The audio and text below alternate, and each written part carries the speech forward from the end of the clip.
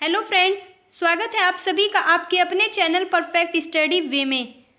आज मैं आपको यहाँ पर डीएलएड थर्ड सेमेस्टर के सब्जेक्ट संस्कृत के कुछ महत्वपूर्ण श्लोकों को कराने जा रही हूँ और इन श्लोकों का मैंने फर्स्ट पार्ट अपलोड कर दिया है। अगर आपने अभी तक फर्स्ट पार्ट नहीं देखा है तो डिस्क्रिप्शन में आपको लिंक मिल जाएगा, वहाँ से आप उसे देख सकते हैं। क्वेश्चन नंबर 4 है, निम्नलिखित श्लोकों का हिंदी में भाव स्पष्ट कीजिए। तो यहाँ पर कुछ श्लोक आपको दिए हुए होंगे और उनका हिंदी में अर्थ स्पष्ट करना है।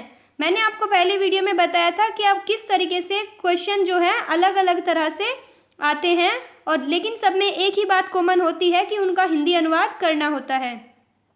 ये क्वेश्चन डीएलएड 2019 में आया हुआ है, तो ये श्लोक डीएलएड 2019 में आया हुआ है।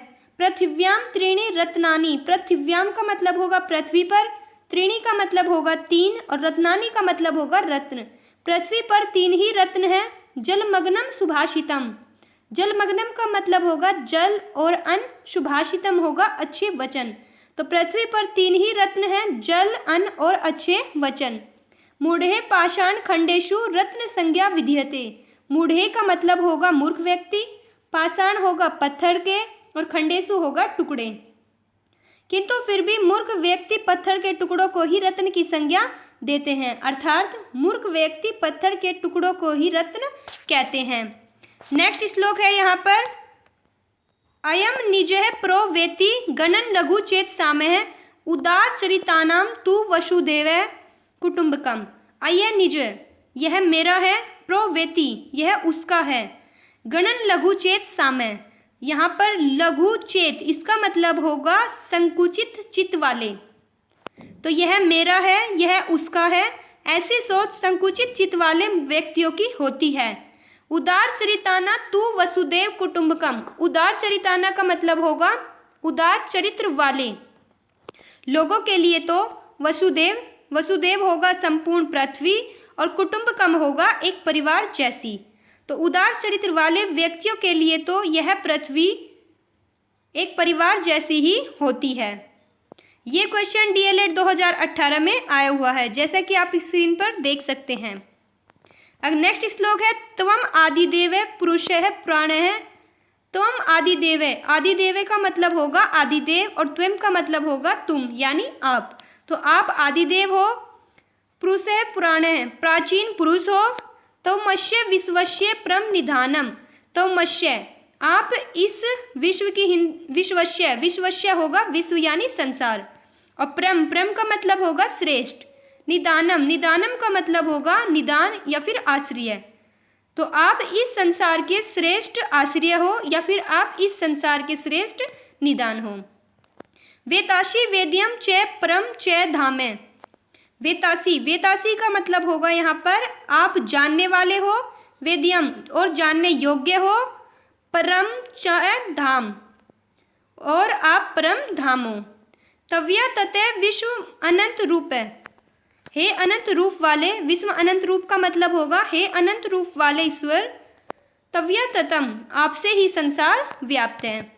नेक्स्ट श्लोक है, प्रीतराणाय साधुनाम विनाशाय च दुष्कृताम, प्रीतराणाय, प्रीतराणाय का मतलब होगा यहाँ पर रक्षा करने वाले, साधुनाम होगा सज्जन पुरुषों की या फिर साधुओं की और विनाशाय होगा विनाश करने वाले और दुष्कृताम का मतलब होगा बुरे लोगों का अर्थात पापियों का और चय का मतलब होगा और। तो आप साधु पुरुषों की रक्षा करने के लिए और पापियों का विनाश करने के लिए धर्म स्थापनार्थाय संभवामि युगे युगे, धर्म स्थापनार्थाय का मतलब होगा धर्म की स्थापना करने के लिए। तो साधु पुरुषों की रक्षा करने के लिए, पापियों का विनाश करने के लिए और धर्म की स्थापना करने के लिए युगों युगों तक उत्पन्न होता आया हूँ। यहाँ पर भगवान कह रहे हैं कि मैं युगों युगों तक उत्पन्न होता हुआ आया हूँ। नेक्स्ट श्लोक है, कर्मण्येव अधिकारस्ते मा फलेषु कदाचन। तो ये श्लोक तब का है जब श्री कृष्ण जी जो है अर्जुन को समझाते हैं, कर्मण्येव अधिकारस्ते, हे अर्जुन कर्म में ही तुम्हारा अधिकार है, माँ फलेषु कदाचन, कदाचन का मतलब होगा कभी नहीं और फलेषु का मतलब होगा फल में, तो फल में कभी भी नहीं। माँ कर्म फल हेतु बुर्रह माँ ते षड्गोयस्तव कर्मणि, इसीलिए तुम फल के हेतु मत बनो। अर्थात इसका मतलब क्या है, माँ कर्म फल हेतु बुर्रे का मतलब यहाँ पर होगा कि तुम कर्म जो है वो फल की इच्छा को साथ में लेकर ना करो। अगर ऐसा हुआ तो फिर अगर तुम्हें फल ना मिला तो तुम कर्म ही नहीं करोगे। तो इसका मतलब है यहाँ पर पूरे श्लोक का एक साथ मीनिंग बता रही हूँ कि हे अर्जुन, कर्म में ही तुम्हारा अधिकार है, फल में कभी नहीं। ये पहली लाइन की हिंदी होगी। माँ कर्म फल हेतु बुर्रे, इसलिए तुम कर्म फल हेतु मत बनो। माँ ते षड्गोस्त कर्मणि, और कर्म न करने में तुम्हारी आसक्ति भी न हो। नेक्स्ट श्लोक है वांसांसि जीर्णानि यथा विहाय नवानि गृह्णति नरो प्राणी।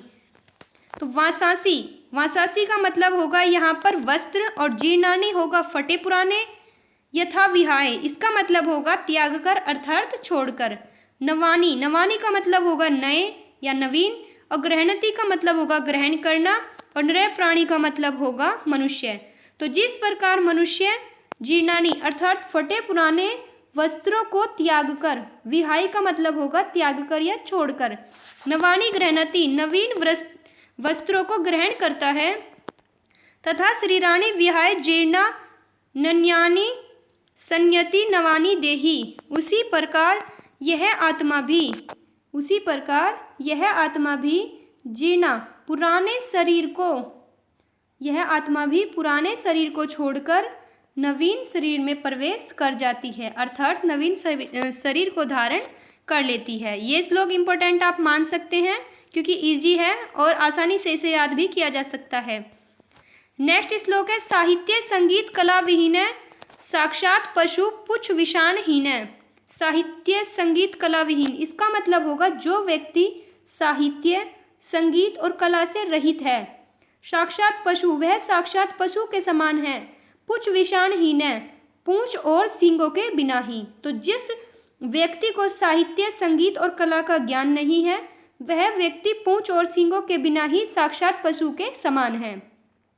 तृण न खादनपि, चारा न खाते हुए भी जीव मान तद भाग देय परम पशु नामे।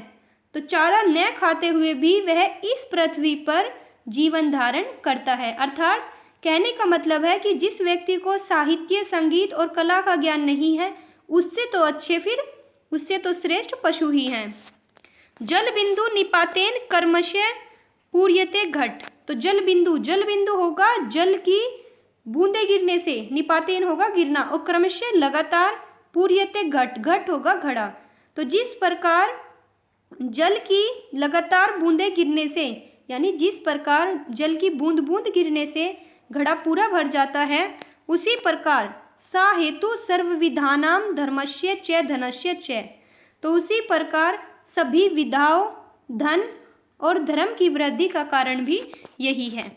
आप यहाँ पर इसका हिंदी अनुवाद देख सकते हैं। ये यहाँ पर इसका हिंदी अनुवाद है कि जिस प्रकार एक एक बूंद जल की लगातार गिराते रहने से घड़ा भर जाता है, उसी प्रकार सभी विधाओं का, धर्म का और धन की वृद्धि का कारण भी यही है।